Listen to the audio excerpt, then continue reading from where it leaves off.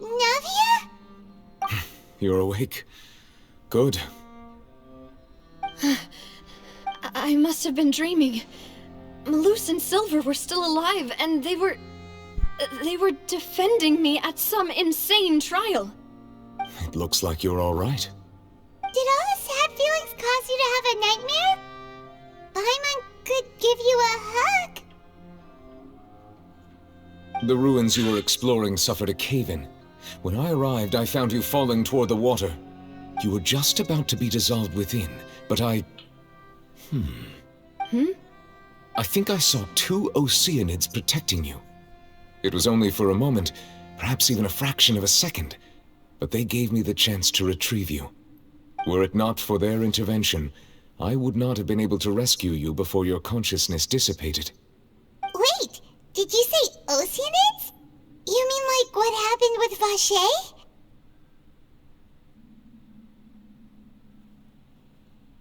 Perhaps those 2 Oceanids were the people you saw in your dream. I always told them that they didn't have to protect me. To think that they'd keep doing so even after death.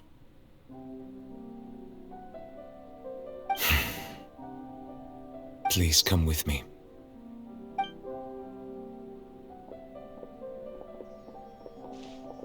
Neuvillette, are you okay?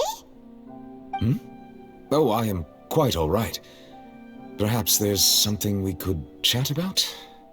Why do you look so stiff all of a sudden?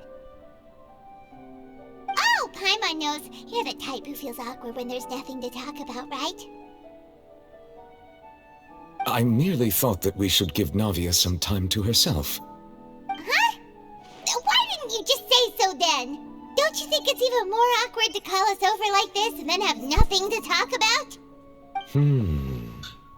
I suppose so. Ah, Sigewinne. No way! I see. Oh, and Thank you. I haven't... he still doesn't know what to talk about. So, this isn't going... Yes, in fact. I had arranged to meet you in Poisson, but when I arrived, I discovered that the Fatui were helping the residents evacuate. They had even transported a large quantity of supplies to the area. Amid my astonishment, I ran into the knave, and we had a chat. She informed me that she had asked you to investigate the ancient ruins here. Yeah, we originally planned to meet up with you, but we thought you might still be busy with all those official documents. We didn't think exploring the ruins would take very long, and who would have thought you'd wrap things up so quickly?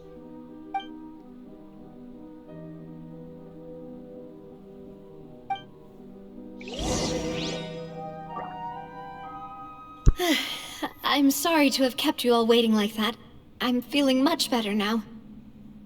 I guess we should get going again. Will you come with us, Monsieur Neuvillette? Yes, if you wouldn't mind my company. All right! Another one joins the party! Let's get going then!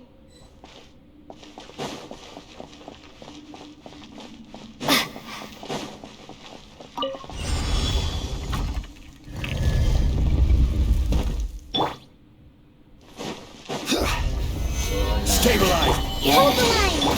Scatter!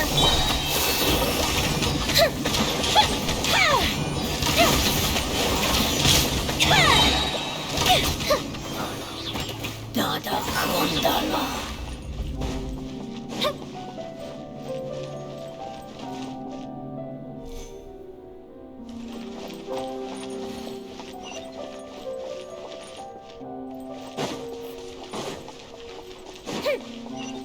Oh no!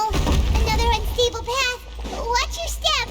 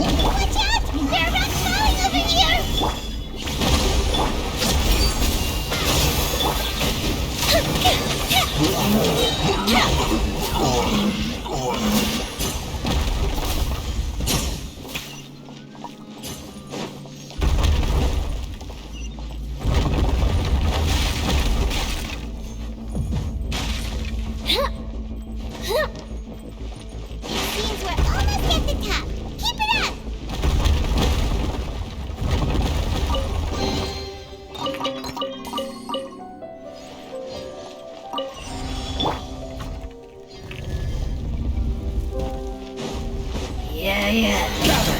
I will have order!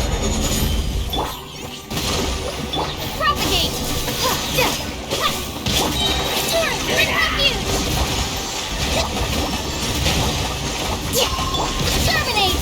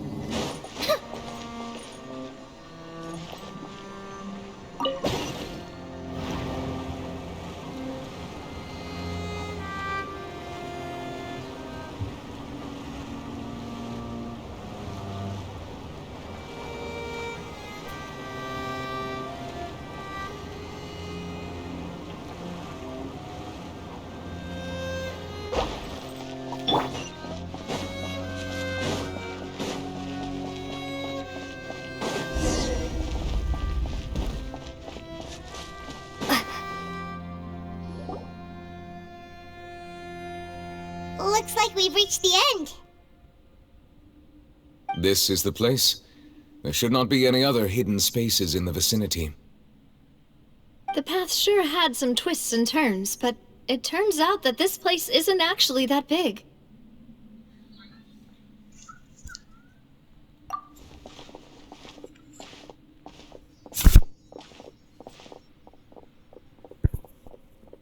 Stone slates.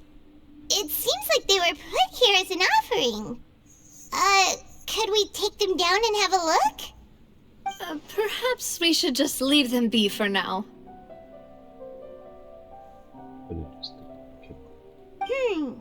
There are 4 locations in total, but only 3 stone slates.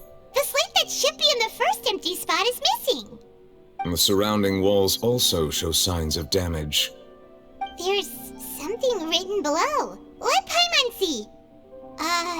Reason dictates that this nation be destroyed.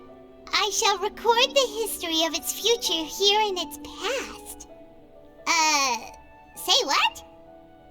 It feels like someone left these slates and these words here for a purpose. But does he mean that Fontaine should be destroyed? That would fit the circumstances dictated by the prophecy, yes. Indeed, the slate's contents correspond to it. Take the second slate, for example. There's a person kneeling here. She seems so dedicated. And there's a whole bunch of other people behind her doing the same. She's facing this... what is this? Some kind of island in the sky? And is that Lady Furina in the third image? Did the Hydro Archon fall into the water? And is that a ring of people around her? Paimon doesn't quite get it. Are they all in the water? The fourth image. I know this one. This exactly matches the content of the prophecy. The people will all be dissolved into the waters, and only the Hydro Archon will remain, weeping on her throne.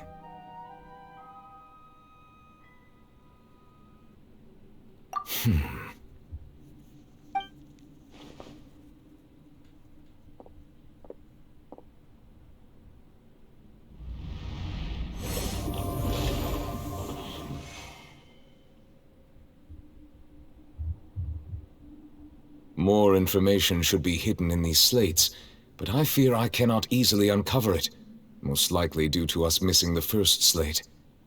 I am very sorry. Don't blame yourself, Monsieur Neuvillette. Deciphering ancient stone slates isn't one of your duties. Ooh, Paimon's getting the chills just looking at these slates. This says that it's the history of the future, right? That means the prophecy's sure to come true. I really hope it doesn't mean that. Still, Paimon feels like these images are kind of weird when you look at them together.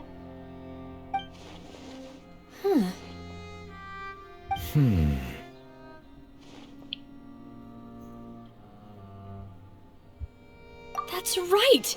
If the images are in chronological order, shouldn't the fourth, the waters drowning Fontaine, come before the third? Where the Hydro Archon herself falls into the water? And yet the order is reversed here.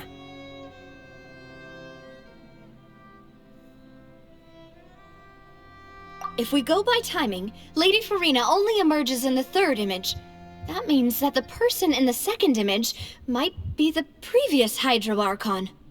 Egeria, then. I had never met her, but her appearance here does match the records. The previous Archon kneeling before the floating island in the skies, as if confessing a sin. Did she herself commit that sin? And if not, why would she be in such a posture? Also, I'm still wondering why these ancient stone slates are here at all. Judging from their contents, could this place be the origin of the prophecy?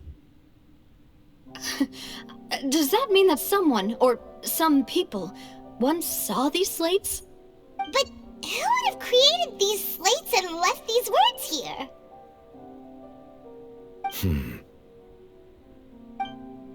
It seems that any further clues will have to come from Furina. In that case, there's no time to lose. There's nothing else to be gained here, so let's head back first. Yeah, we'd better get somewhere safe for now.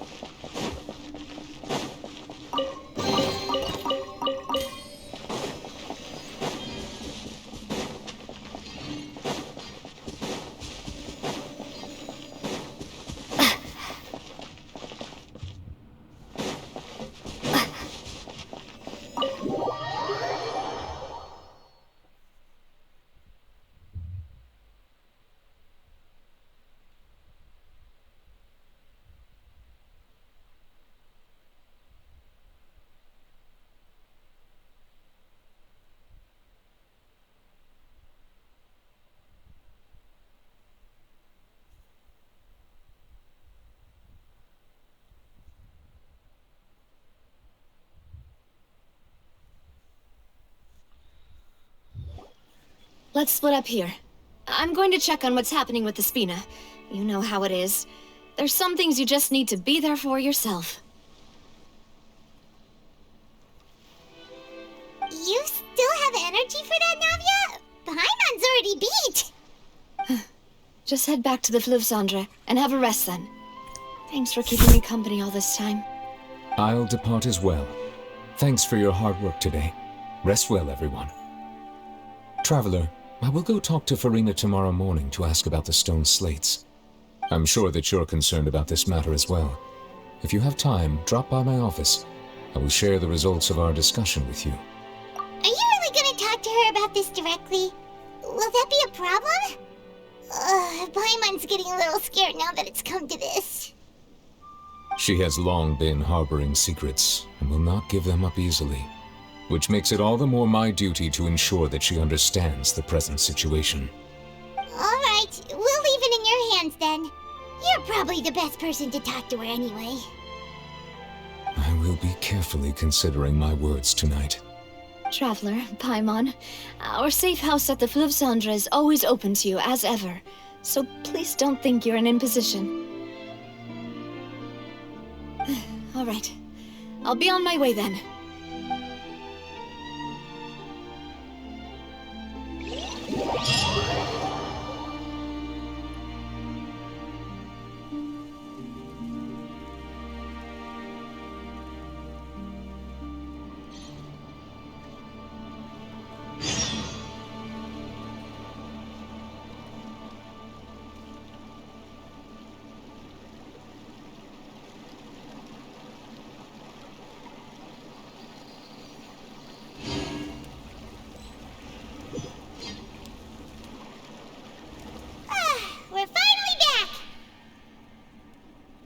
Welcome back.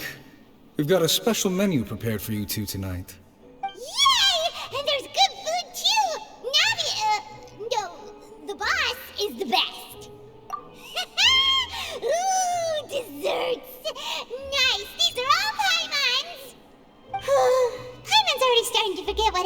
today. Oh, that voice. Is that who I think it is? Huh? It's you two. What are you doing in Fontaine?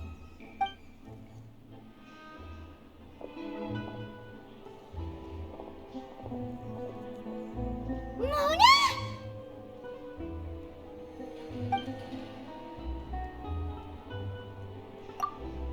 Seriously, nobody just uses a scry glass whenever they've got time to just see who they'll meet on the road. Still, we didn't expect to see you here. Wait, you're not a Fontanian, are you, Mona? Well, I have some business to attend to here, so I booked a hotel in the city. I was just out for a stroll when I bumped into you. Quite unexpectedly, if I might add. Why did you think I was from Fontaine, though? Is that because Magistus doesn't sound much like a Mondstadter surname? Yeah, let's go with that. Well, I used to have my own surname, which was, well, some other thing. Either way, the old hag told me when she took me as her disciple that the first step to being a great astrologist's pupil was to change that name. There was nothing for it, really. She really is amazing at astrology, so I changed my name to what it is now according to her wishes. To my surprise, however, Magistus is not the name of some ancient house or clan. It isn't? Nope. Although it is used by us in place of surnames, it generally just means great. Wow! Imagine including a boast in your name. Wait, are you gonna have to put that into your genealogy as well? I reckon so. In any case, I'd give my disciple a name like this as well, if I were to take one.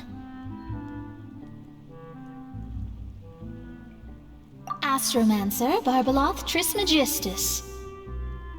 Whoa, that's a long one. Does it also mean great or something? My name means Mona the Great Astrologist. As for the old hag, hers is, in plain speech, the thrice-as-great Scholar of the Stars.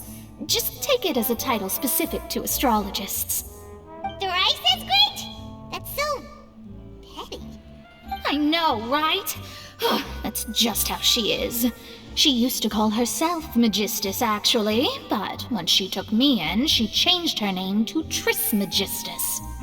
Talk about excessive. Magistus is thus the calling card of our school, so to speak, which makes it about the same as a surname. It's all right if you don't get it. You can look into it further should you need to study astrology more deeply.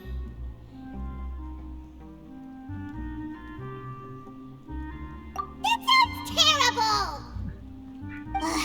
But anyway, you're not Fontanian, are you, Mona? You're from Mondstadt, right?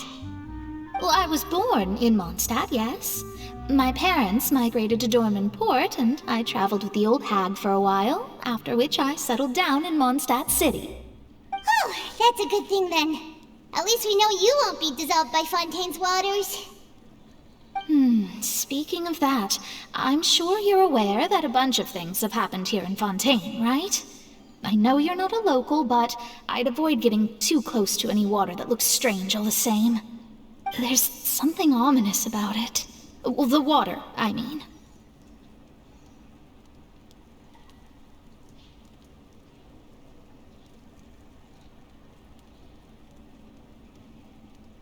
That was the main reason, yes.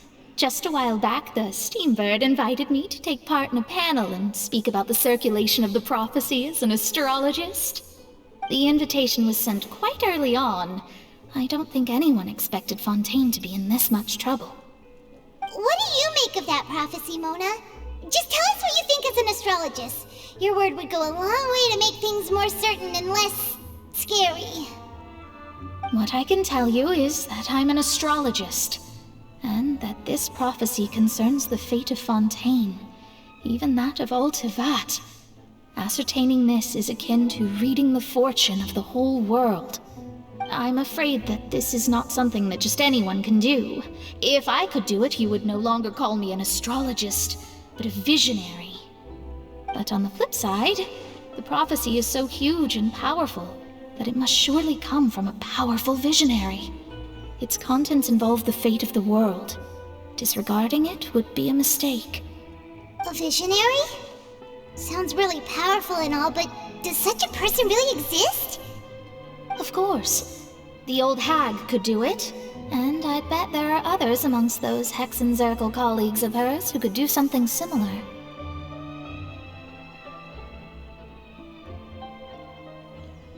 Huh? Are you sure? All right, I'll help you. It isn't often that I see you with such a serious look on your face. I'll tell you once I hear back from her. Thanks, Mona. You're amazing as always. Oh, well, this is something only I can do after all. So yes, your praises are quite welcome. That's the greatest of astrologists for you! Of all the people we know, you know the stars the best! Indeed, indeed. That's the spirit. Oh, sorry. I came to see what all the commotion was about. If there's anything you need, do not hesitate to inform the Spina di Rosula. Oh, whoops. Guess we were getting a little too carried away there. Well, I'll go tend to my own business now. If I receive any news, I'll be sure to come find you two again. And there she goes, quick as rushing water. And here we are with the Spina guy giving us suspicious looks. If Paimon hadn't spoken for you, it'd be you getting all the weird looks. The things Paimon does for you. That's more like it.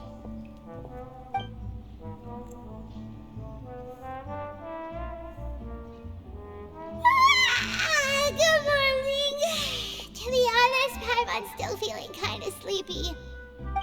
But it's time to get up, Traveler. We agreed to go see Novelette, so let's pack it up and get going.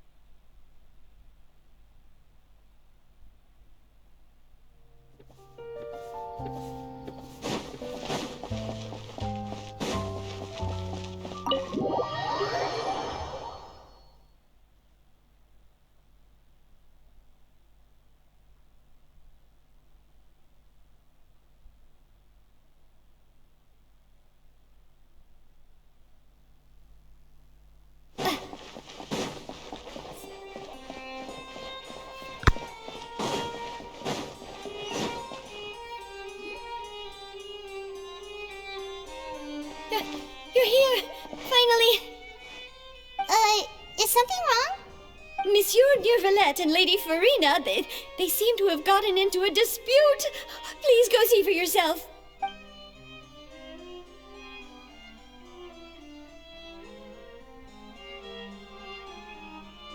Like I said, I've already explained everything. And yet the problem has not been properly solved. There is little space for excuses between us. It is not my intention to offend you, but please, tell me where you stand. You are the Hydro Archon Focalor, are you not? Look at this. This is a list of the victims from the recent Poisson incident.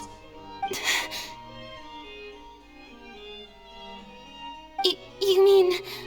they're all... We did not arrive in time to avert this disaster, and I will not have it happen again. I will say this once more. You must tell me everything you know.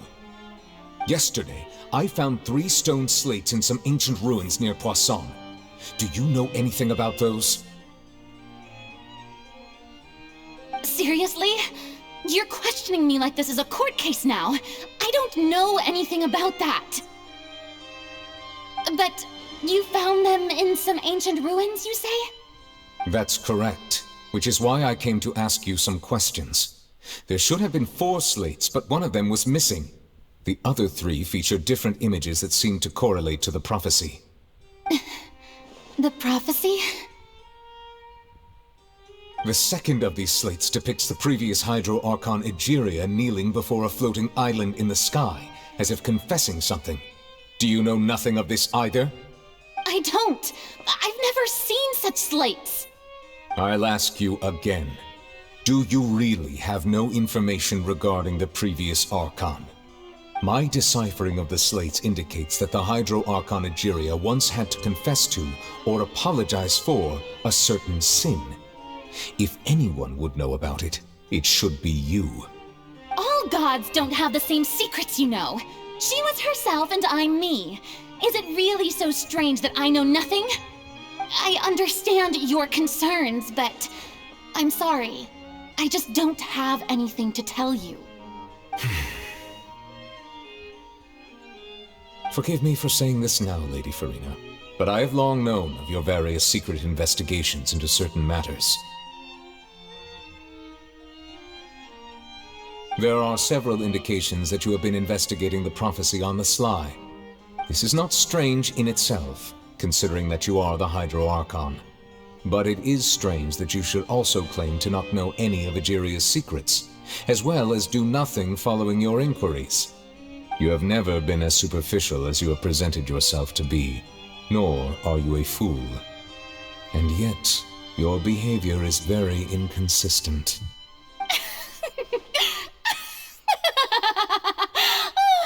So you've been watching me all this time, have you? I didn't think you were that type. You... Well, since you know about my secret investigations, then you should know I'm actually working to take care of it. There's no point questioning or suspecting me. You're the Eudix, but you're still my subordinate. You should be following my lead. Just trust in me, you're Archon, and do as I say. Never mind whether you can truly convince yourself to or not. It'll all turn out fine. That's all I have to say. We do not discuss this matter again. Oh, the opera's about to start. Toodles!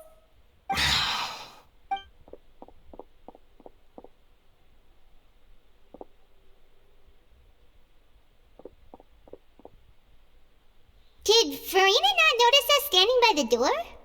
Wonder what's up with her. She was smiling. She didn't seem in the mood to care if we were listening in or not. I assume you've been outside for a while now? Oh, you noticed. Seems Furina didn't even realize we were here. She was in a great panic, though I cannot discern the reason. Our discussion reached impasses time and again, a state of affairs that we cannot allow to continue. Still, I do not understand.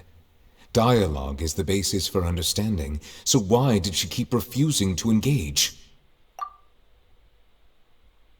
Everyone in her inner circle has noticed that she is hiding some secret. The issue is her attitude. I fear that she will not reveal anything unless absolutely forced to.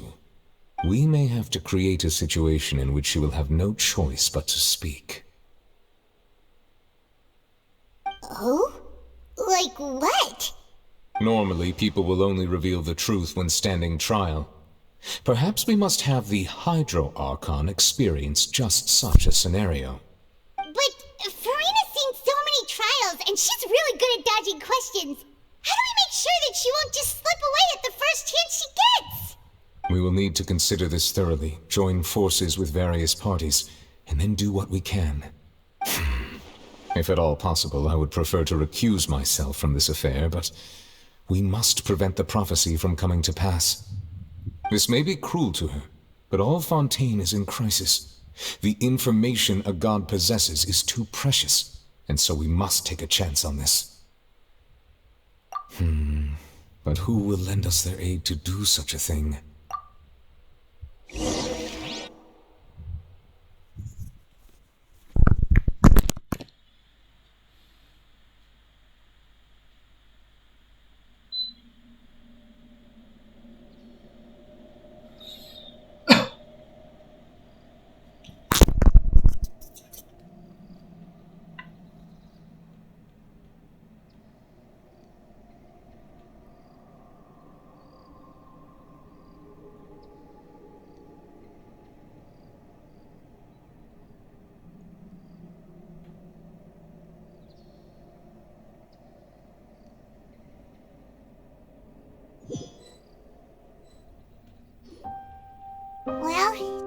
everyone, huh?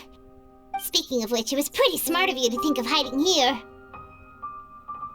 Poisson was just involved in a disaster, so it's presently devoid of people. That naturally makes it the best choice. And here you are drinking tea like it's the most natural thing in the world, huh? That's what families should do. Sit and enjoy a leisurely time together. It's nice to enjoy tea here, you know? Care for a cup? Lend me your ears, everyone. Or perhaps one of you might like to start us off. How about you, friend? Me? No, I don't think I can. Then, how about you, good sir? I fear that I will cause the mood on this boat to become as somber as it is in court. Well then, I guess we're lucky we've got a local like me to organize things. Wonderful, the spotlight at last. I guess I'll be facilitating things from here. That was a little long-winded, don't you think? Oh, you might be right. Anyway, to cut to the chase, our friend here, the Traveler, has brought us together to discuss something. As for what that is, well, let's start by saying that we'll be pooling our efforts together to create a series of traps. Oh, how intriguing. Well, it's just an expression, really. One that I just learned from Chlorand, and used on the spot. So, let's invite her to explain in detail. A round of applause, please. Huh? Didn't you say that you would be facilitating this? Oh, come now. Your work doesn't involve much public speaking, right? This is a good chance to practice. You might even pick up some fancy oratory tricks to impress your boss with in the future. I see. And what does my boss say? He is glad that you consider him your boss. Do go on.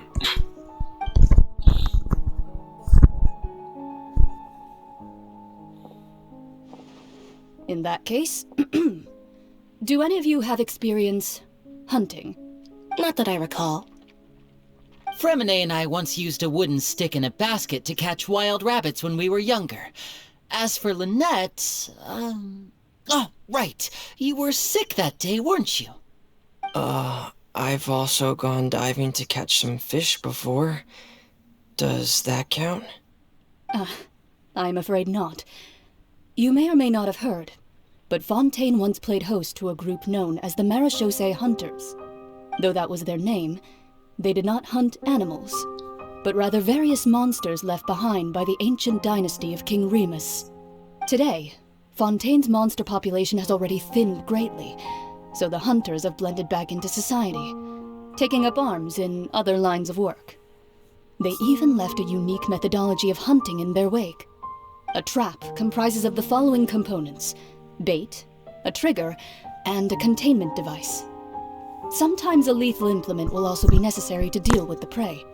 So, if we were to build a trap together, right now, what would you choose to build it with? For me, I would prefer something basket-shaped. Pigeons and rabbits will see the bait and naturally enter the snare. Our line of work requires a deft hand, and we're some of the best in the industry, so you can count on our techniques. You used some of those techniques while moving the people of Poisson, didn't you? My subordinates mentioned that you even performed some magic for the bawling children. Yes, and I even managed to gather some intelligence in the meantime. I'm quite the multitasker if I do say so myself. I'm afraid I can't claim that as my strong suit.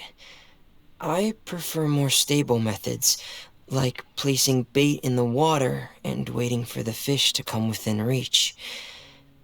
That's the kind of method I would count on. Calm and steady. Exactly the kind of person who would catch loads of fish. And I can be their assistant. With discretion, I'm sure. I'd probably use some sort of mechanical animal. Papa once bought me some small clockwork squirrels, mice, and such. When placed in the forest, they can attract others of their kind. I remember that you liked those too, didn't you? I did. And that would be a good way to go about it. If they're realistic enough, animals of the same kind will follow them all the way to the trap. What about you, Monsieur Neuvillette? I fear I do not have any related experience. That makes sense. You usually solve problems directly, without the use of any such tricks. But I do have one more question for you, Monsieur. If we were to create a trap now, how would you design it? I would like for it to be effective, but bring no harm to the prey. A more gentle trap would be ideal. Kind, as always. However, our intention doesn't necessarily change the containment device and the type of implement we need. If we wanted to kill the prey in one strike, we would need a powerful implement. However, that also goes for prey that must be captured and safely contained. Wait, why's that? Only a hunter who's a true expert at subduing their prey can snare it without harming it. The line that divides life and death is often exceedingly thin. So, are we going hunting together? Huh. We hadn't thought of seeing ourselves as hunters. It kinda works, but maybe it's still not the best metaphor. If our means of capturing and dealing with our prey is to put them on trial, then the hunting metaphor is actually quite accurate. But we shall require much more courage than any hunter to judge a god, a being whose seat is an exalted throne. Oh, so that's what's going on. Sounds very interesting.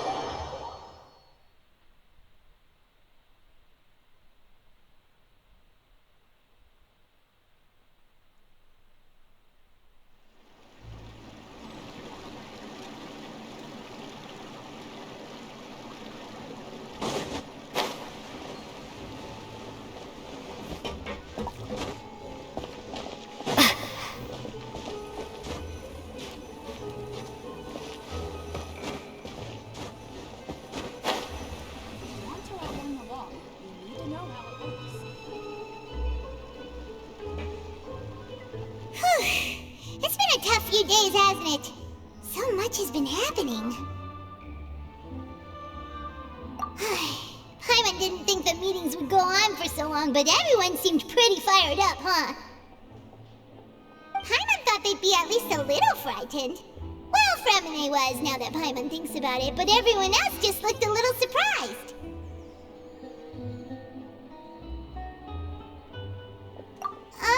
Well... It's hard to say. Paimon doesn't have any experience with this sort of thing. But with you around, Paimon sure will do great. After all, you're the most reliable person in the world, aren't you? Huh? Did you just pour some tea? Paimon didn't notice you doing that at all. Then what's that? Paimon's never seen that cup before. Don't be frightened. I'm just joining you two for tea. I merely refrained from saying anything till now. Ah, have you forgotten me already? Wait, you are familiar. You're the voice we heard from the sky in Sumeru. The voice from the sky, I fear that description is wrong. Though, not completely wrong. You're feeling lost now, just as you were feeling previously. I sensed that confusion and thus came to you. Guiding people is an irresistible hobby of mine, after all. Consider me a passerby, just accepting a commission from my friend's disciple on a whim.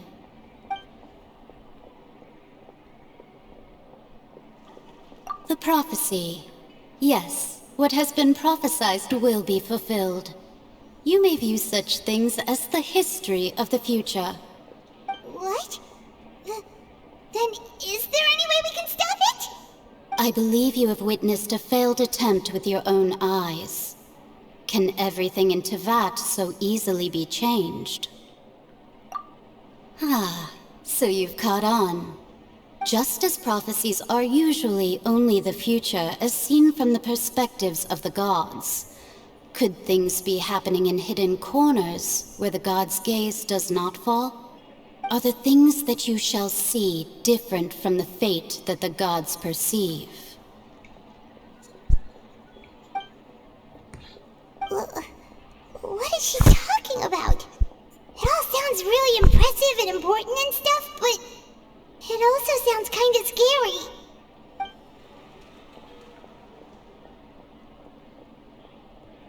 I believe that you understand, right? Some things are insignificant, but others you must reach out to change. Ultimately, fate shall serve as your only guide, no matter what will happen in Teyvat's future. All you need to do is to play your part. This was good tea, by the way. Thank you for your hospitality. Well, that'll be all for today. The voice. It's gone.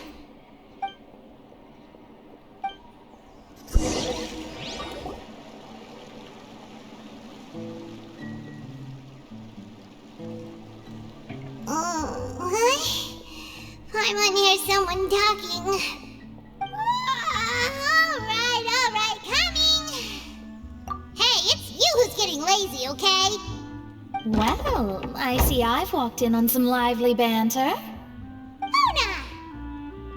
Fine, just fine. I went to take part in that Steambird panel. It turned out to be more interesting than I expected. Not all Fontanians are pessimistic about this. One journalist mentioned that sitting around and waiting for the end to come would be wrong, and that they should make their own rescue preparations. I agreed, so we had a brief chat with her. Did she have pink hair by any chance? Why, yes! It was Charlotte. You remember her, right? That daredevil journalist? I'm in full support of her view. Prophecies are very important, but how can people allow their lives to be commandeered by just a few words? That's right! Paimon's glad to hear something sensible for once. Ah, yes. About what we had discussed before. I did try, but I'm afraid I couldn't reach the old hag. I'll try again tonight, but I wouldn't get your hopes up. Huh?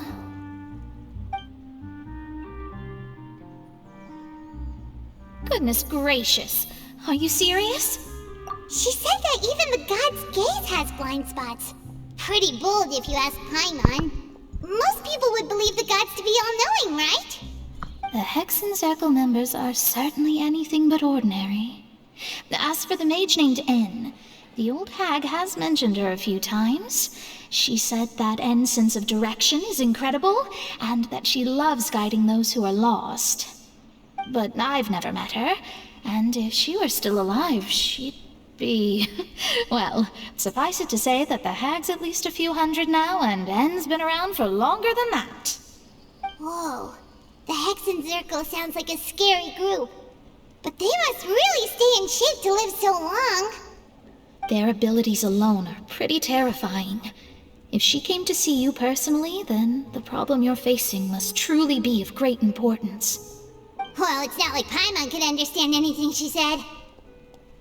Yes, she was quite cryptic, but I suspect she means that there is still a way to turn things around. She didn't say when or what that would be, though, so... Perhaps it is something that you cannot know right now.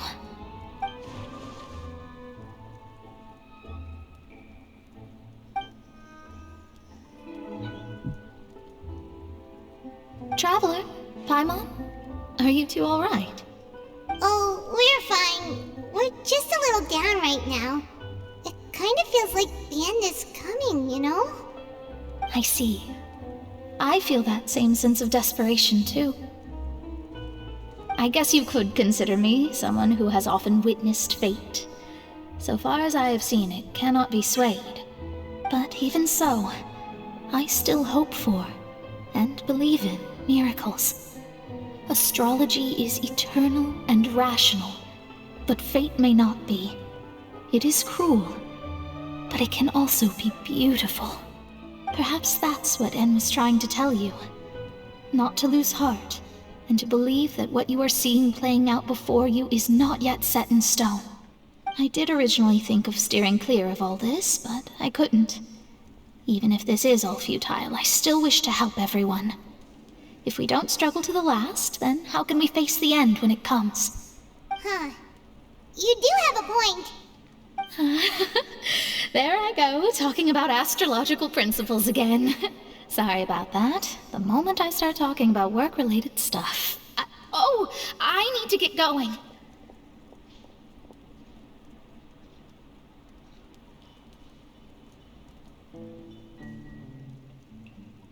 It was worth trying to comfort you, even if only a little. I believe that you'll help those who are struggling in the same way I did. I suppose that might be why we always seem to meet by coincidence. Paimon feels kinda moved by what Mona said, but also kinda sad too. Hey, Traveler, Paimon suddenly feels like going outside for a walk. Let's go! Let's walk around the city, shall we? There's a few spots we always like to walk by.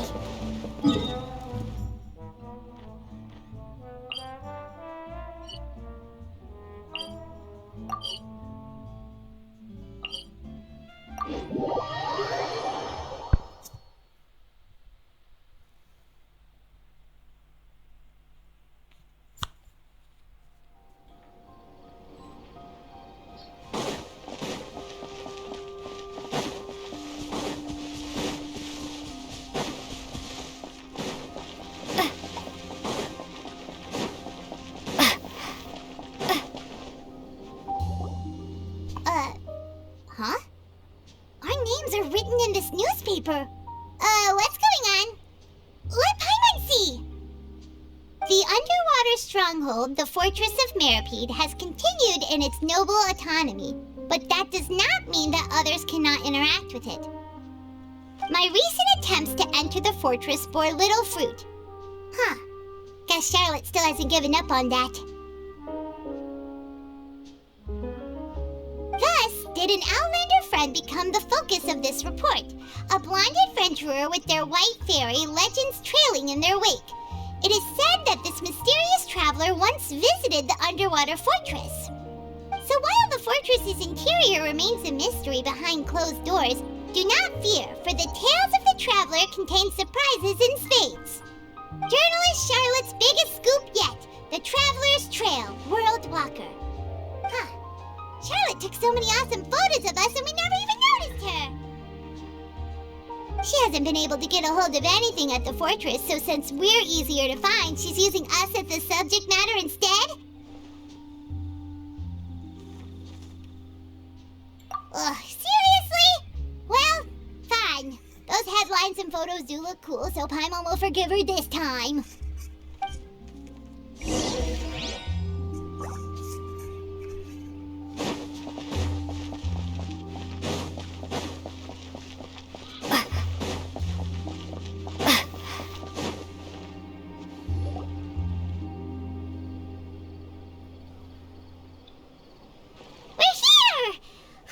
Paimon's hungry. Should we go in and get something to eat?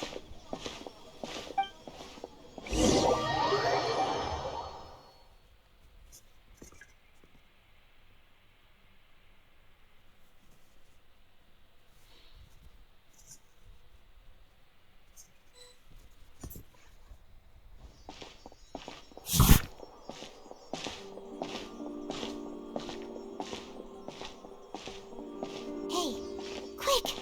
Look! That's the limited edition only 16 slices a day cake! It was so delicious the last time we tried it! Despite the tense situation we were in, let's give it another go! I'm sure it'll be great! 1 slice of cake, please. Someone showed up after all! Oh, wait, you're the one from the Palais Mermonia. Oh, are you here to buy cake too? It seems Monsieur Neuvillette was right. You really can eat. Wait, did he really say something like that? That's right. Even he has his own preferences when it comes to food. As for me, I love the cake and coffee here. Do you come here often? Usually every day. Every day? It's part of my daily schedule, apart from work. I shall have my cake and coffee. Then what if someone told you one day that this place would be closing soon, and you wouldn't get to eat cake here anymore? But why would it close? Well, Paimon doesn't know either, but maybe the waters will rise tomorrow. Oh, the prophecy. To be honest, I haven't paid much attention to that. No, still, even if there'd be no more cake tomorrow, that wouldn't keep me from having some today. No, it's the same for eating in general. You might not be able to eat tomorrow, but if you can do so today, then you should carry on. That's what people call living, you know. Huh. Don't be sad. Excuse me, could I have 2 more slices of cake to go? These 2 slices are for you. Sijuin said that this kind of expression you're making is what humans call being sad. Oh, you know Sijuin? I sure do. She was born before me, and she sometimes comes to the surface to teach us things about humans. She said that humans are creatures that are saddened easily, yes, and you can only lift their spirits by feeding them delicious food. So please try the cakes here. I've got something else to do, so I'll be going now. You two try to stay in a good mood after eating, all right? Bye.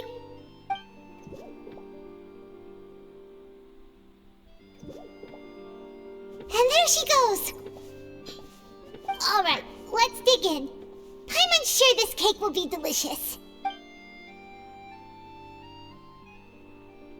It's more delicious than last time, and the flavor gets even better with a sip of tea. It sure would be nice if we could come again tomorrow. Sure would be nice if we could always eat delicious food here.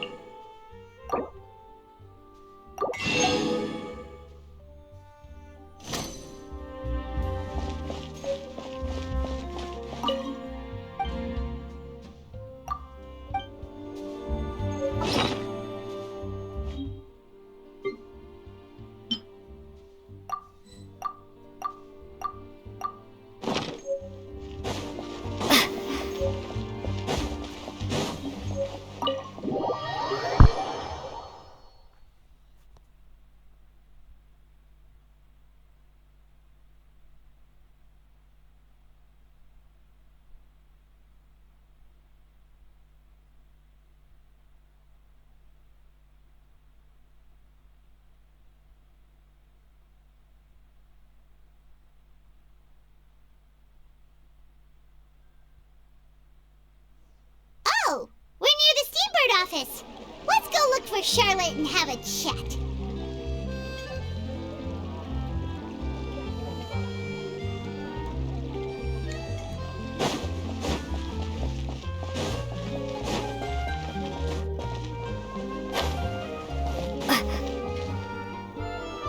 Wow!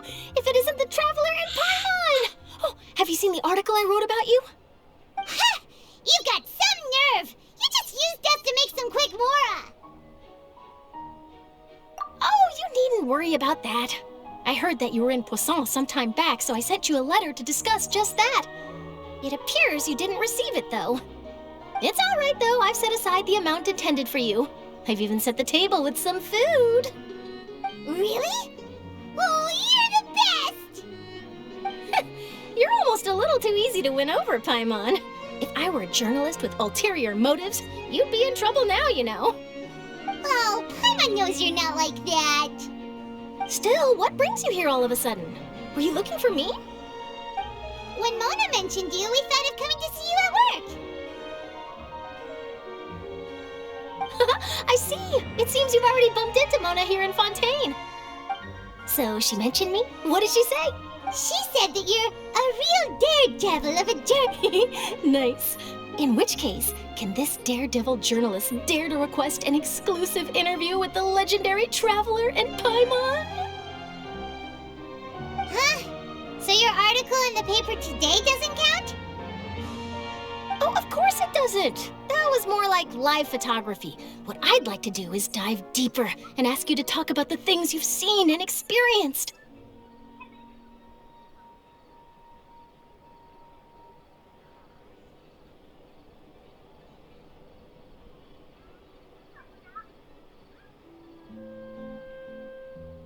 Yeah, are we even qualified enough? Why not? If I say you're worth an interview, then you're worth it. But not right now, of course. I'll need a few days to prepare. Oh, in that case, we'll just chat when you have the time then? Oh, so that's a yes? Ooh, splendid! I'll tell the editor-in-chief immediately. I'll have to apply for lighting, a venue, some props, and... Whew, so much to get done now. Talk to you later. Wait, Charlotte, Paimon's still got a question for you. And what's that? If, just for example, Fontaine were to be flooded tomorrow, what would you do today? Huh, that's the prophecy you're talking about, isn't it? I mean, I do hear about it often, but I've never once thought that the day could be tomorrow. If you're seriously asking, then I might try and think of a way to leave Fontaine. Oh, but I'm still a journalist first and foremost. That means I have a duty to be reporting from the scene. And secondly, I wouldn't forsake my homeland that easily. From what I've seen, most people don't know what they'd do should the worst come to pass. In truth, it might be better just to behave like normal rather than worry over such an end. So in all likelihood, I'd probably still be prepping at the office for that interview of ours. I know what you're thinking. That sounds a bit sad, but I've always believed that it's best to do what you enjoy. Just think about it. If this nation really were to be suddenly destroyed tomorrow, but I still successfully finish an exclusive interview with a truly unique person, then the story I would wind up writing would truly be timeless. And then do you know what I'd do? Well, I'd write that story, send it for printing, and use messenger pigeons to get copies out to the various nations as soon as possible. I'm not a dreamer, nor am I a workaholic, but I do love my job, and I'd be proud of leaving such an article behind. I guess you could say that I was born to be a journalist. But anyway, that's my answer. And on that note, I'll get back to my preparations. That's so nice. All of a sudden, Paimon actually kinda envies her. Anyway, let's go and take a look at the sea, shall we?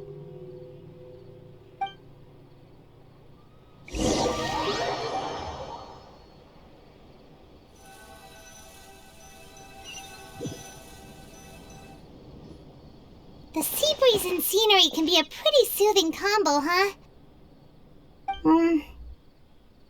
Paimon's been thinking.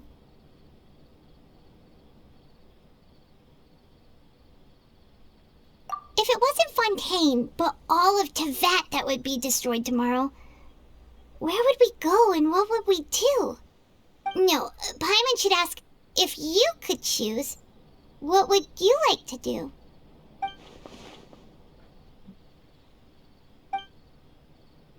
We've always been moving to the next destination, so we haven't spent much time thinking about these kinds of things. We didn't have to either, with us always being on the road and whatnot. You mean, still traveling?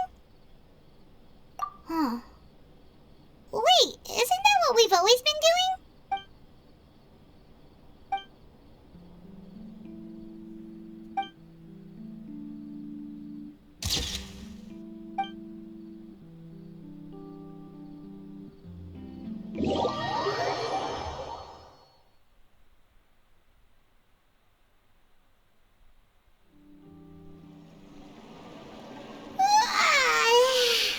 Feels like you'll grow mold if you stay here long enough. But it's still better than the Fortress of Mirapede, that's for sure. It's not only damp there, but salty too. Ah, so the two of you are still here. Wonderful. Oh, you're from the Palais Mermonia, aren't you? Yes, I'm Isadora. Monsieur Nervillet sent me to look for you two before. I heard that afterward you went to the Fortress of Meropide.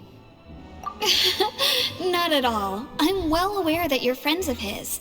Actually, I'm here to pass along a message from him. Yes, inside the Opera House.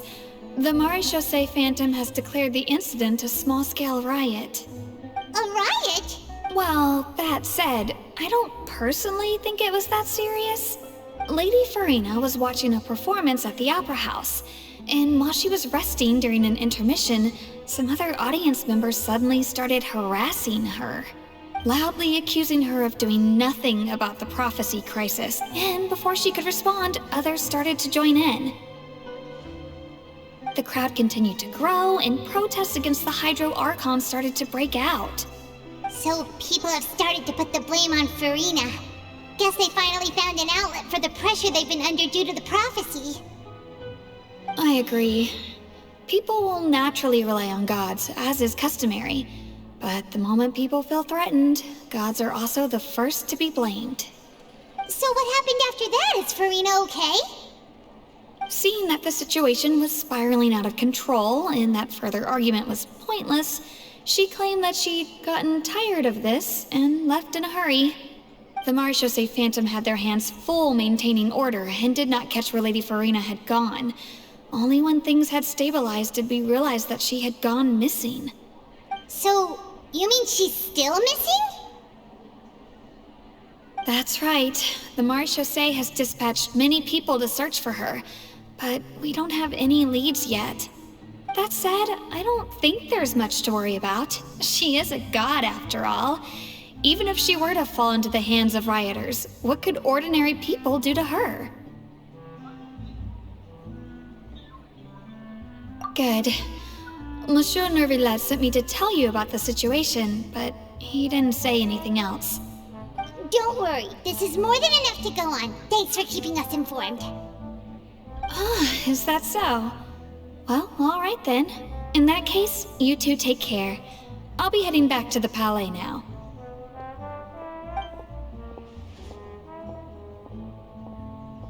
Well, sounds like we should hurry over to Poisson then.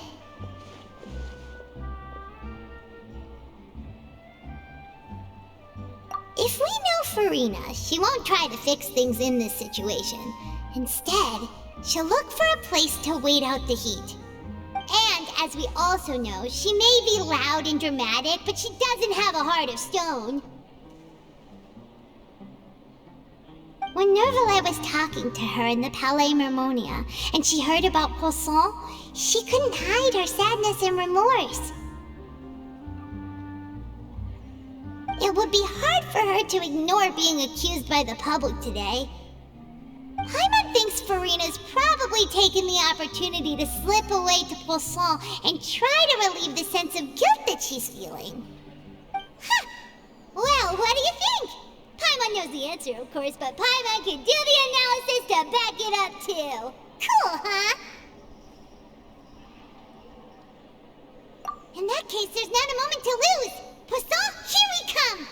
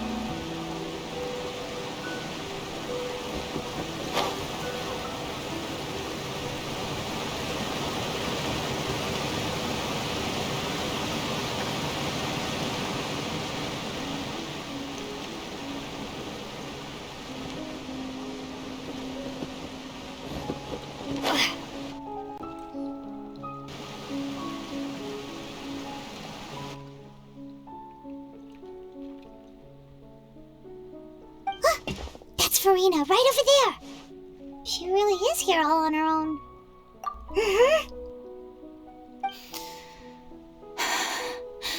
Should I just give up? This is all meaningless. What was meant to happen did happen after all. Everyone's dead. I'm sorry. I am so sorry. Give up, Furina. There's no point in holding out. I'm sorry. But what can I even do other than to repeat meaningless apologies over and over? Who's that? Don't worry, Furina, it's just us.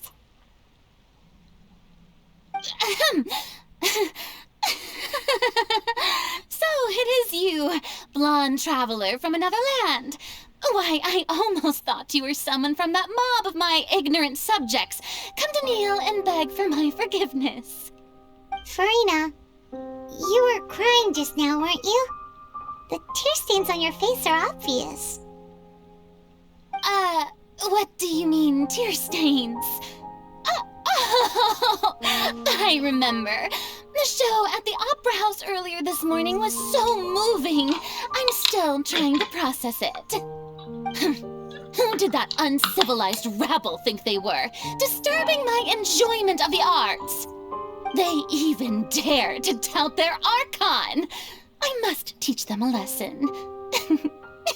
I can just imagine their twisted and frustrated faces once they realize that I'm nowhere to be found. Oh, and I'm sure Nouvellette and those people from the Maréchaussée Phantom are freaking out right next to them, too.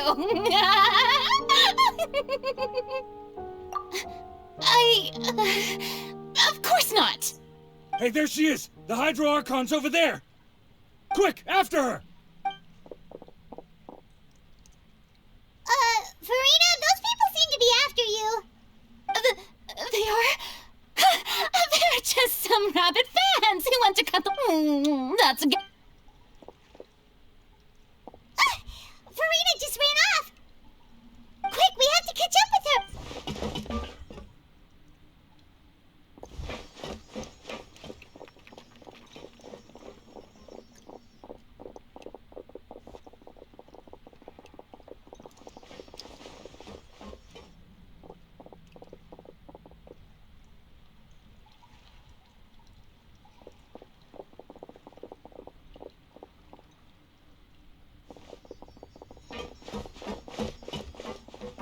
This should be the place, right? Hey, Furina! There's a good hiding spot over here. Quick, come to Paimon before the rest of them catch up to you. What is this place?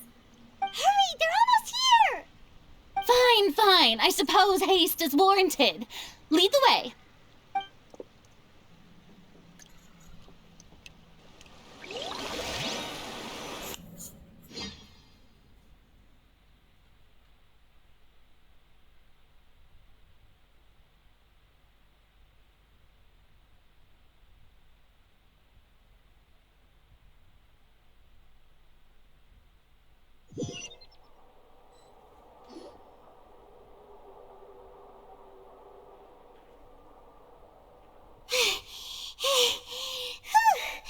Paimon's exhausted.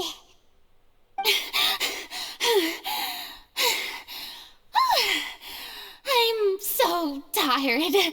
I totally thought they had caught me. No, I merely gave in to the sheer enthusiasm they displayed. You're right. Yep, that's a good girl.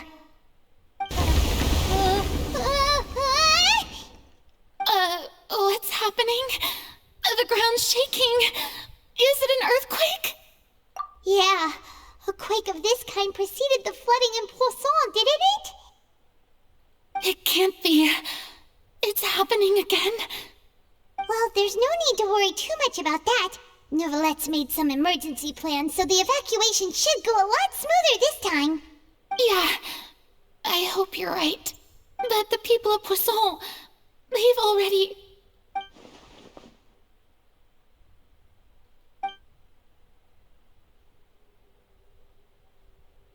It's true. I've been investigating the prophecy for hundreds of years. I once had informants all over Tevat, searching for clues and feeding information back to me. I've tried all kinds of ways, too, to hold back the sea. Anything to keep the coastline from advancing. But all my efforts proved to be futile in the end. Really, the truth has been clear to me for a very long time. We cannot make an enemy of the divine. No matter what we do, the will of the heavenly principles will have its way, and the prophecy shall be fulfilled. Give up. I do love the sound of that phrase. It would mean finally coming to terms with fate, but also for me to finally be free. Indeed, I've thought about giving up so many times, especially after we almost lost Poisson. Fate is really unreasonable, isn't it? It has no heart and obeys no rules.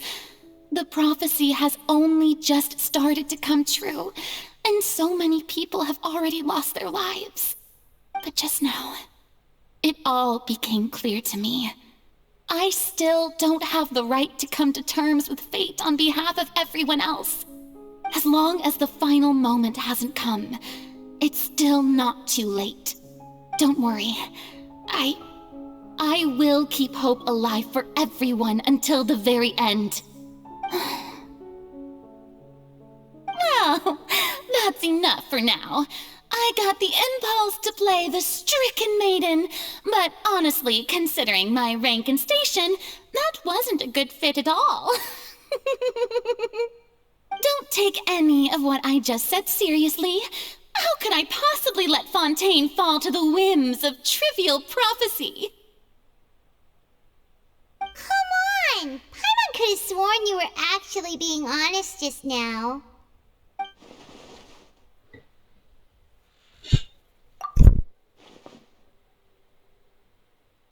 Cher, that's impossible. It was fated right from the start that this would be my duty alone. A witness. Yes, I've heard that you came to Tevat from beyond the stars, yes. In other words, you never belonged here. And if Tevat is, in its entirety, a show on a stage, then you're just a spectator, aren't you? If that's the case...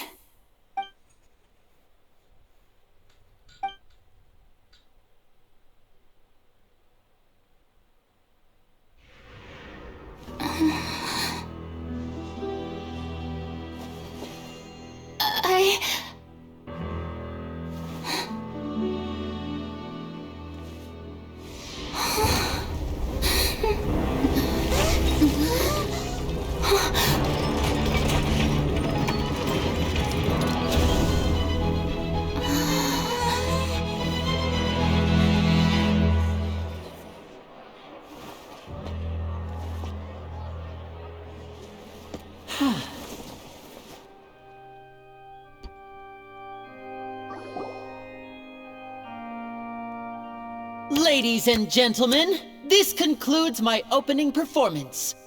Now, without further ado, we may proceed to the trial of our god.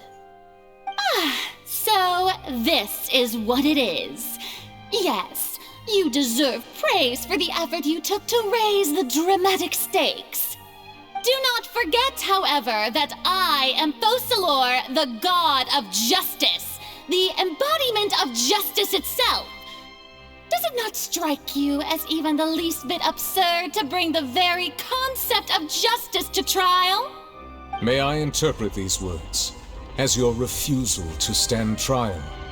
In that case, you will have the opportunity to defend your honor through a duel. You would draw your blade against a god?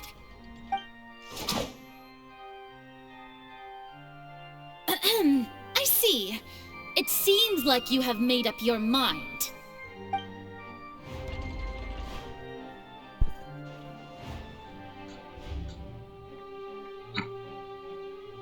Paimon can't believe it.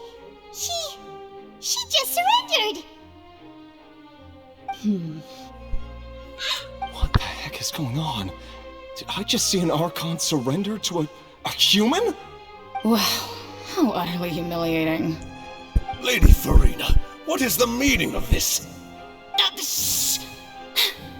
It would seem that there has been a misunderstanding.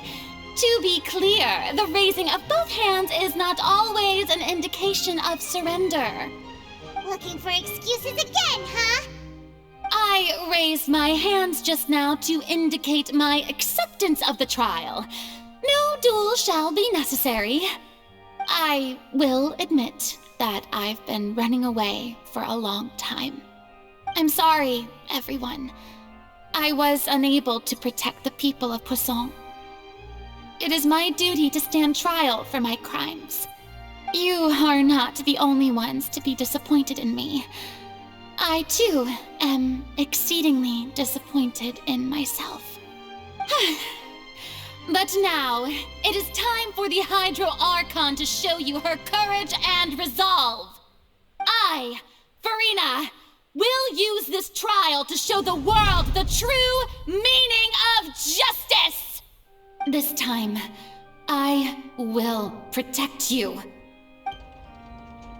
Applaud and rejoice! One of the most outrageous and fantastical arcs known to the opera epiclese is now unfolding before your eyes. Mark my words, this shall be one of the most exhilarating and brilliant shows ever to grace the stage of Fontaine! The trial of the Hydro Archon, Focalor, will now begin! Woohoo! Oh, now we're making history! Why does it feel like Furina just took over the whole thing? Like, come on! Didn't she just get forced to stand trial for her crimes? Also, even though she's still acting super dramatic, she is taking this seriously this time, right? All right, then. Who will be my opponent in this trial? The court asks the prosecutor to please take the stand.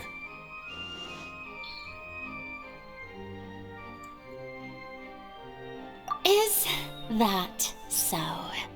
Very well. Then please speak, witness of Tivat, my accuser and fated opponent.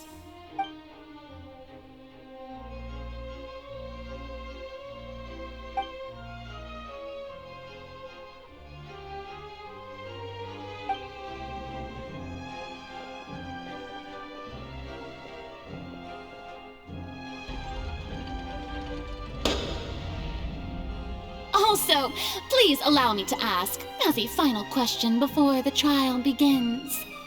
Just how much work did you do to force me onto this stage? Well, we did do a lot of prep after the meeting that day.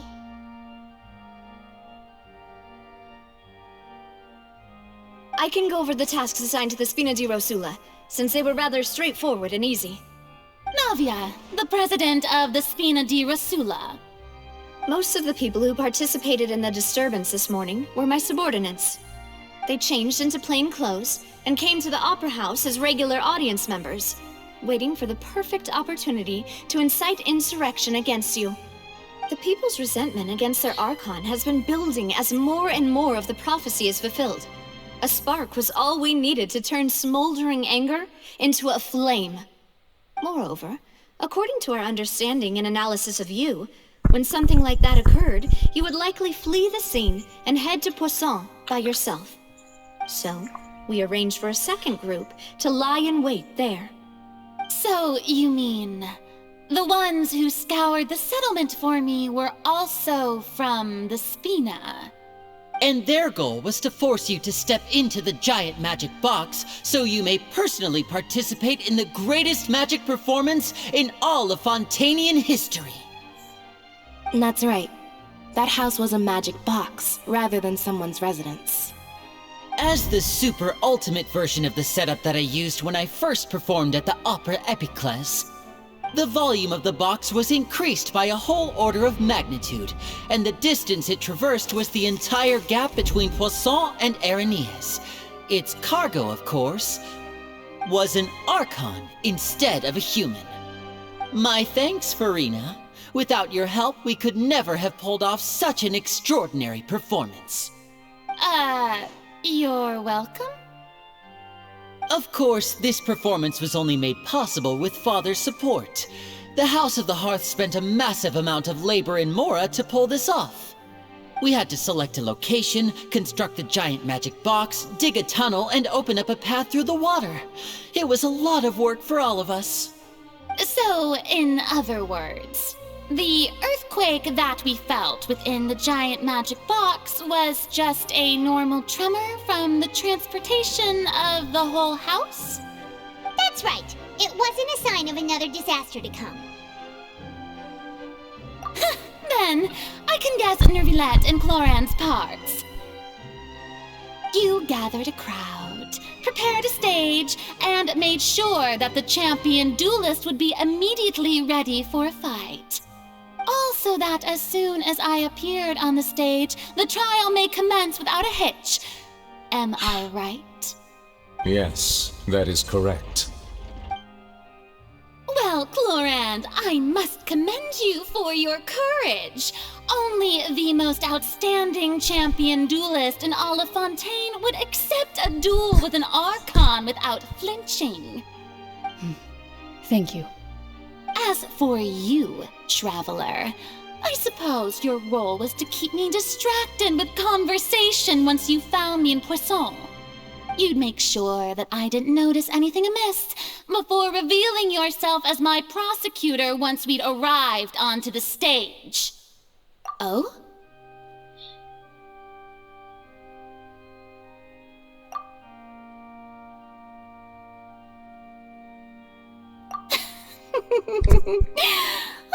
Is that so? Then I suppose I must have missed my final chance. It's fine. It matters not. What's done is done. The stage is already set, so there's no reason to disappoint the audience. Let's see this trial through to the very end.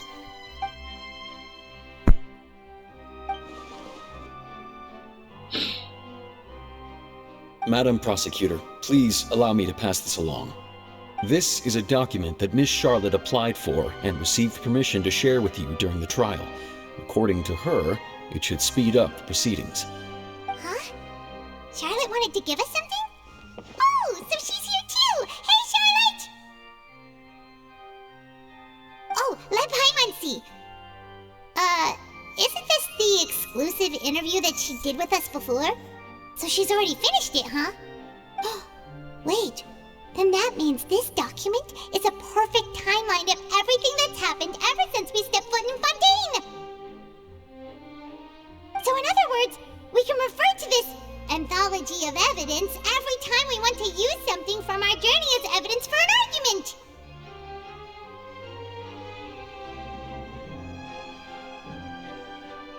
Let's quickly confirm the information in it. Just think of it as a refresher, alright? You defeated the Hydro Archon in the very first duel you took part in at the Opera House. That's one for the history books, all right. I didn't think that you'd wind up getting to the bottom of the case I'd been following all this time. I guess you could also see this as a happy coincidence. This is the first time Monsieur Nervillette had a difference of opinion with the Oratrice. Even the Hydro Archon can't figure it out. A Fatui Harbinger. She's an extraordinary person. Her instinct must mean something. The words of someone as extraordinary as a witch can probably only be truly understood when something surreal happens to you.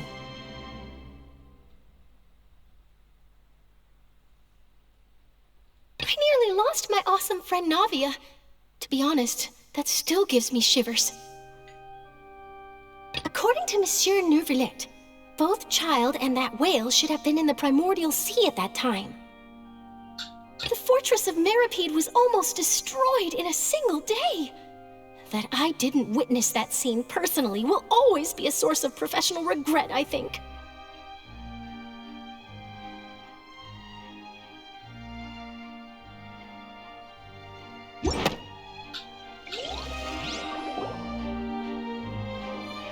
The prosecution and the defense are both in position. The trial shall now begin.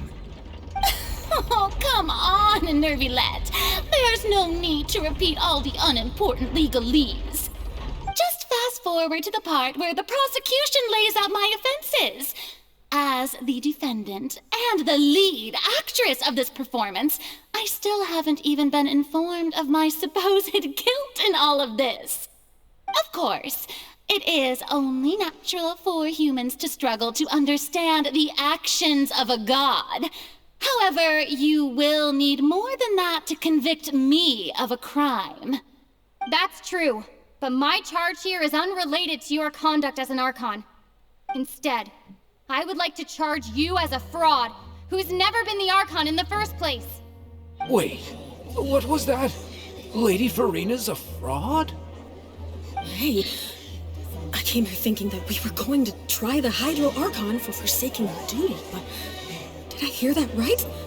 She's not our Archon at all? Charge accepted. Lady Furina, do you plead guilty to the charge? Lady Furina. I plead not guilty. How can I be guilty? There is no way that I, Focalor, otherwise known as Furina de Fontaine, a member of the Seven and the Regina of all waters, kindreds, peoples, and laws of Fontaine, could be anything other than your true Archon. Yeah, even though Lady Furina can be rather eccentric, isn't it going too far to doubt her very identity? Yeah, I've never questioned her identity either.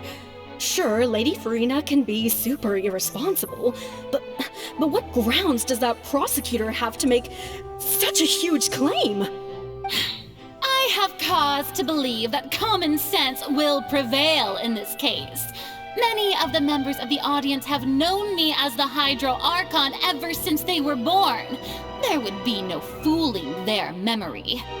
See? Even the Oratrice has decided to show me its favor. Are you sure you want to commit to a charge that will never be upheld? If you wish to drop the case, I can promise you as the God of Justice that you will not have to face trial for making a false accusation.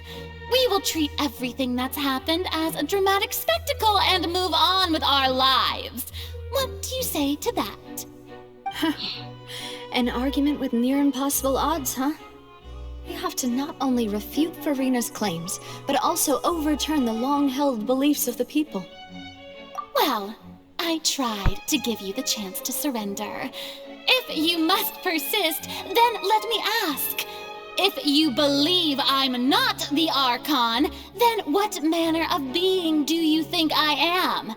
And if I was not the Archon, then how did I manage to live for over 500 years?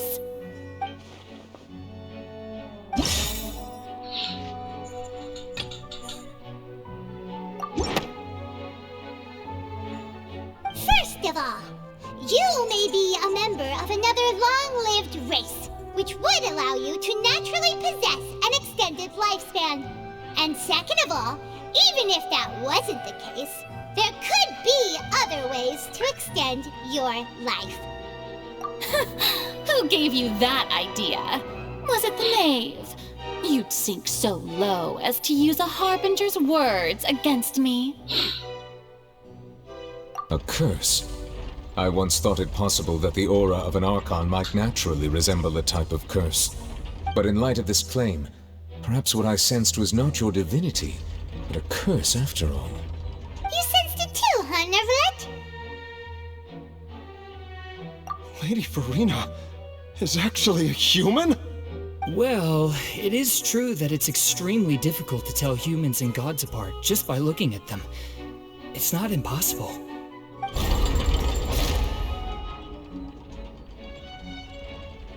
Well, don't start celebrating too early now. Even if I have been carrying a curse like you said, how does that prove that I am merely a human being? Besides, everyone knows that the main difference between a human and a god is the possession of authority. Gods can do what humans cannot. That's why they're worshipped as gods. For centuries, manifestations of my authority have served the nation of Fontaine. One need only to turn their eyes towards the Oratrice Mécanique d'Analyse Cardinal in this very opera house, or consider the endemnitium that is used in every aspect of life.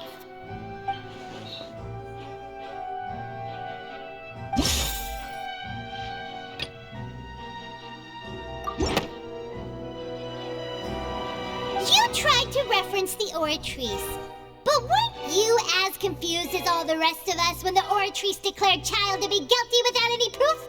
Otherwise, you should have come up with a good explanation for that by now. Didn't I make myself clear at the time? The decisions of the gods are naturally difficult for humans to comprehend. There is no need to provide an explanation.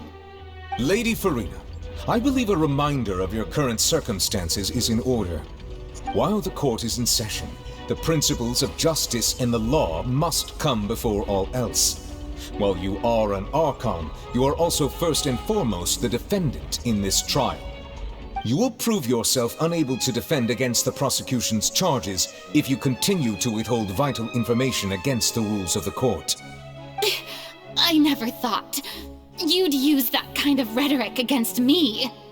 That was no trick of rhetoric, Lady Furina. I've merely reiterated the rules of the court. Rules that all should respect and follow.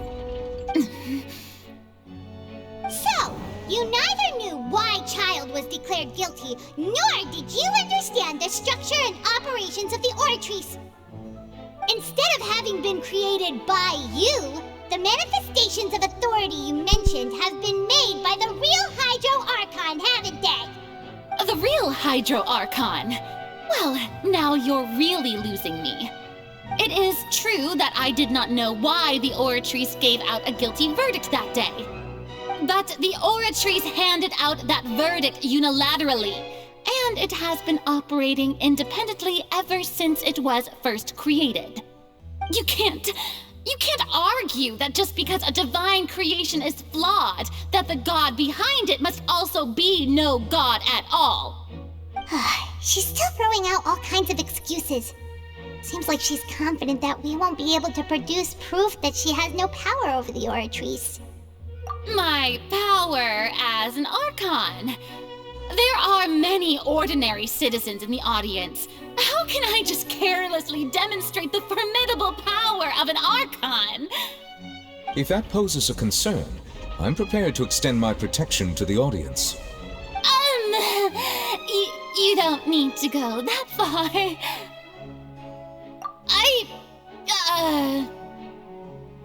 Aren't you the Hydro Archon? Or is it that you can't even wield the power of Hydro, much less the authority of a god? Indemnitium! Yes! It's all because of Indemnitium! All Archons derive their power from the faith of the people, and I've converted the people's faith in justice into Indemnitium! Thus did I give up all of my divine power to provide everyone with energy for their daily lives. Have you ever seen a more magnanimous god? Isn't that a huge stretch? Yeah, no matter how generous an Archon can be, how could they give up all their power? Can a god with no power even still be called a god? Oh, the shit. It seems like nobody's buying Furina's excuse. Hey, come now, everyone! Please don't stare at me as if I was a liar! I'm still the same Furina you knew, right? The one that you loved! Shouldn't you want to believe in me? Please? You've got to believe me! If what the prosecutor said is true, she really has committed a grave offense. Did she deceive all of us? And all of our parents and grandparents too? And then all of our ancestors? Ever since they were born? Enough! That's enough! Tell me then, if I'm not the real Hydro Archon, then who is? If you have no evidence of another Hydro Archon's existence, nor can you find anyone who can back up their claim to be such, then what grounds have you to say that I'm not actually the real deal? Wow, she came up with yet another argument. How can we refute her now? Seems like she really doesn't want to give up.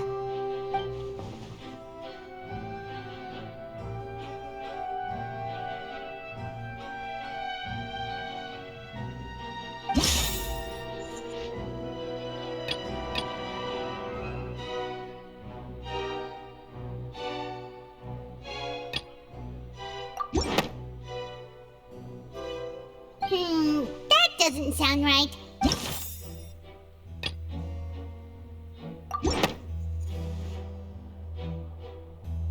It has been established that all Fontanians can dissolve in water from the primordial sea.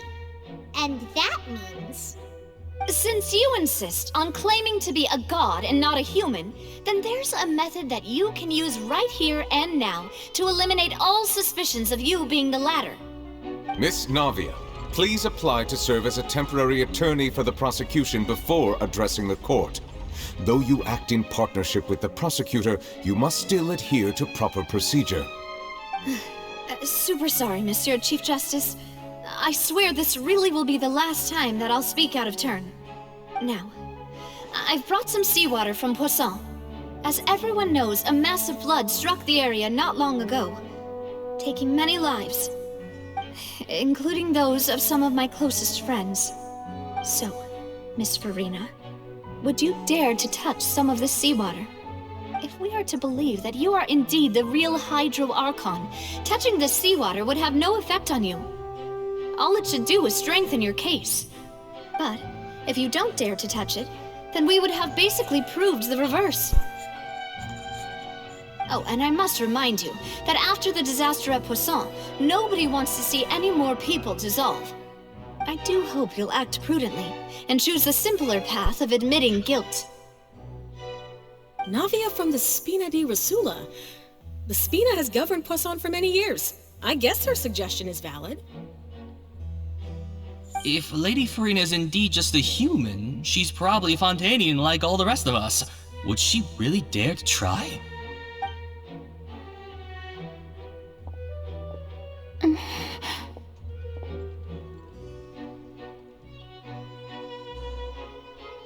Lady Furina, this test has been unilaterally proposed by the prosecution. As it falls outside the realm of standard court proceedings, you possess the right to decline participation. Well, of course you had to tell her that. But refusing to participate is basically the same as a confession of guilt. She's just staring at the water without saying a single word. It really does seem like she's quite terrified of it. That could only mean... What's going on? Is she really planning to... That's not what we thought she would... Due to the inherent risk of the test, Lady Furina, you may... What? Hey!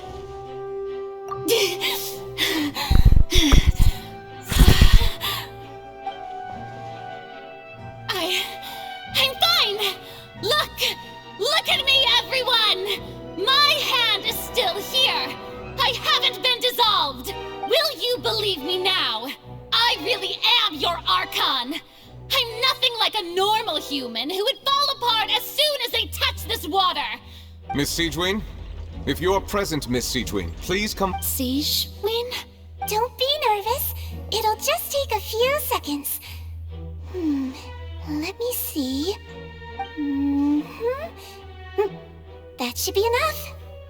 Please announce the results of your evaluation to the court, Miss Siegewin. As everyone doubtlessly saw, Miss Furina was displaying symptoms of hyperventilation and flushed skin. These indicate that she was experiencing the adverse effects of exposure to primordial seawater. The extent to which she was affected is the same as other humans when exposed to primordial seawater of a similar concentration. Thank you, Miss Seedwing. Lady Furina, you may return to the defendant's stand. Oh, wait. What did she just say? I didn't get dissolved. Shouldn't that be enough to prove my innocence? Well, considering your tendency to run from your problems, we did originally prepare a direct sample of the seawater around Poisson. However, after extensive discussion, we exchanged it for a sample that is not concentrated enough to dissolve an actual human. After all, on the off chance that something entirely unexpected might occur, we don't want anyone else to lose their life to the sea. Yeah, so out of regard for Furina's life, you secured a low-concentration sample and asked the head nurse to serve as an expert witness. It's a great thing that the direct sample wasn't actually used. Furina could have... I can't believe... You...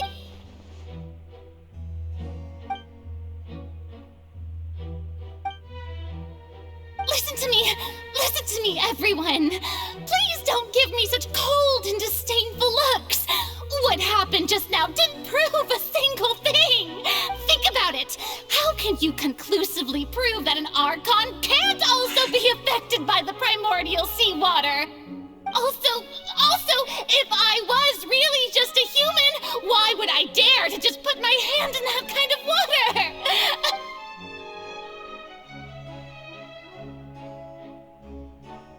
Please, everyone, anyone, just listen to me! I swear, I really am your Archon!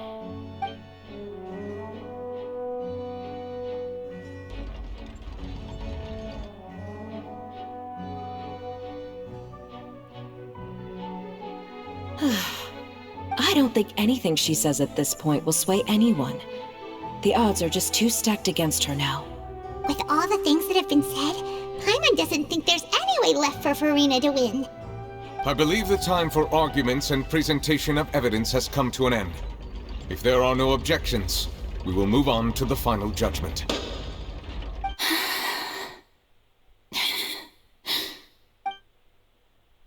I don't think anything she says at this point will sway anyone. She's too stacked against her now.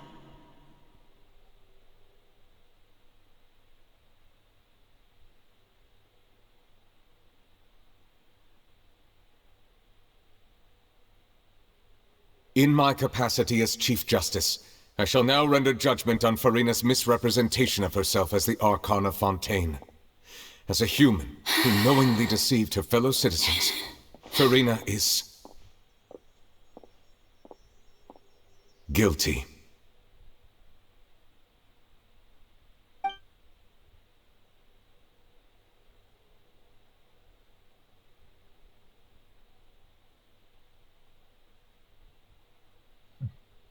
We shall now turn to the Oratrice Mécanique d'Analyse Cardinale to render the final verdict on the charges.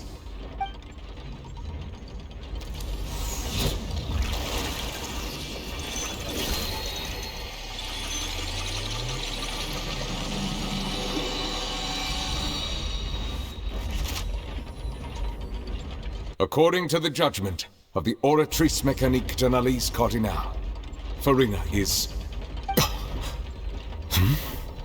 Well, what's wrong? What's the Oratrice's verdict?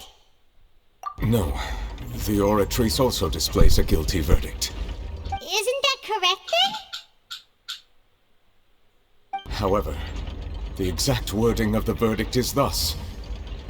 The Hydro Archon, guilty, to be punished via the death sentence. The death sentence? That's actually one of the available sentences? I've always thought that it was just a myth.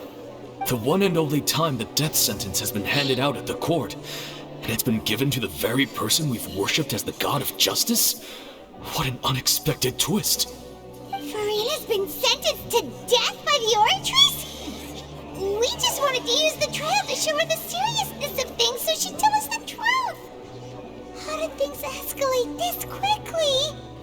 This outcome is indeed quite strange. According to Fontaine's current definitions of justice, as well as its recommendations for criminal sentences, is this sentence really appropriate for the crimes that have been committed? Yeah! Even Vacher wasn't sentenced to death by the Oratrice. You know, the real evil mastermind behind the serial disappearances case. Indeed. Not only is Furina's sentence overly excessive, the very point of our trial today was also to prove that Furina has never been the Hydro Archon in the first place. But now, the Oratrice seems to have deliberately invoked the title of the Hydro Archon. What does this mean?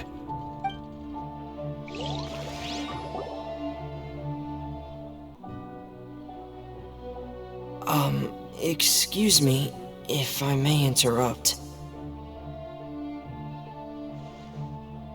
Is the trial still going? Fremine!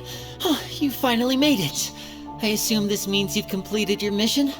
Mm-hmm. Any mission Father assigns to me will always be top priority.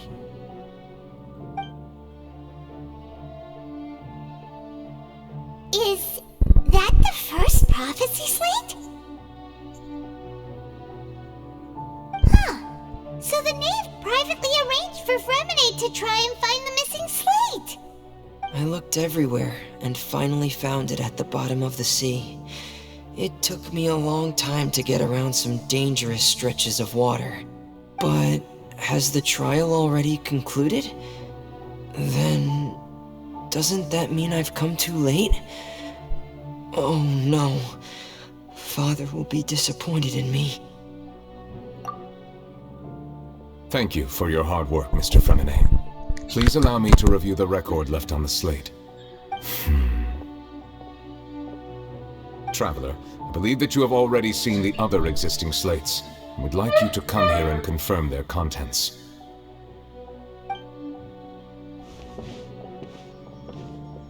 Huh? So what do you see? What is it?